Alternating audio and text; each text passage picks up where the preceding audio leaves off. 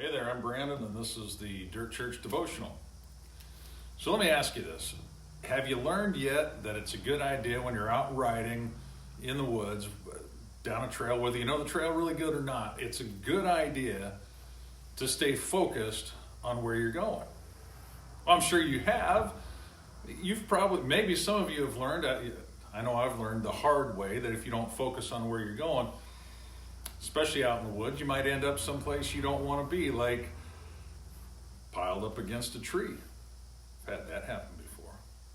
Now, speaking of trees, let's go back to Genesis chapter 2. And in Genesis chapter 2, it talks about the creation and everything that God made. And it talks about the Garden of Eden and how beautiful it was, and that God made Adam outside the garden and then brought him and put him in the garden to take care of it. And it tells us that in the middle of the garden, there were two trees. One was the tree of life, the fruit of life, and the other was the tree of knowledge. So the tree with the fruit of life on it that they could eat from, the tree with the fruit of the knowledge of good and evil that they were told not to eat from. All right, seems pretty simple. A little bit later in chapter 3, Satan comes along like a serpent and entices Eve and gets her to look at the tree of the knowledge of good and evil. He asks her a question. He says, hey, is it true you can't eat anything here? And she says, oh no, we can eat anything we want. We just can't eat from that tree of the knowledge of good and evil. Because as soon as we do, we're going to die. And the devil says, oh, you're not going to die. Come on. God knows that when you eat it, you're going to be like him. Well, truth be told, Adam and Eve are already like God. It says that God created them in his likeness and in his image. So they were already like God. But here's the thing. Eve sat there and she looked. It says she looked at the tree and saw that its fruit was good for food and for gaining knowledge. And so she reached out and she took it and she ate. And then she gave some to her husband who was standing there, and he ate. And then everything changed. Oh, they didn't die physically right away, but there was this separation between them and God. There was this fear that came over them. You see, what happened is they lost their focus. They stopped looking at the tree of life, which they could have, and they started looking at the tree of knowledge, which they weren't supposed to have. You see, Satan does that.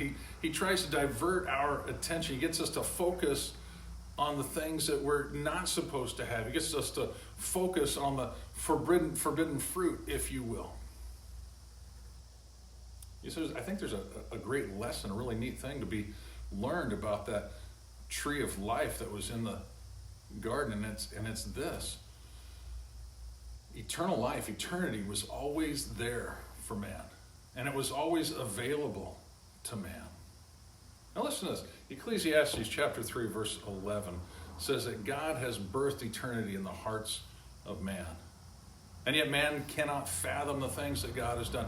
What that means is that God has hardwired into us a knowledge and a desire and a yearning for eternity, for forever. Even though we don't understand it, we can't comprehend. We can't comprehend what God has done. We've got this yearning and this desire for ever after. I mean, don't all fairy tales end with ever after? Typically happily ever after. We want to go on being me once we're gone. We want to go on. We want to live forever. Not only believers, but even non-believers want to go on forever. You see people that are freezing their heads. They're having their heads cryogenically frozen so that they can be reanimated whenever science catches up. Why? Because they want to live forever, because it's hardwired in us. And so we look for that. So anyways, back to the tree of life in the Garden of Eden. It tells us, it reminds us that eternity was always there, and eternal life was always accessible. We could have it. But the reality is that we couldn't attain it on our own. We weren't born with the ability to live forever on our own. They had to go and eat from it on a regular basis.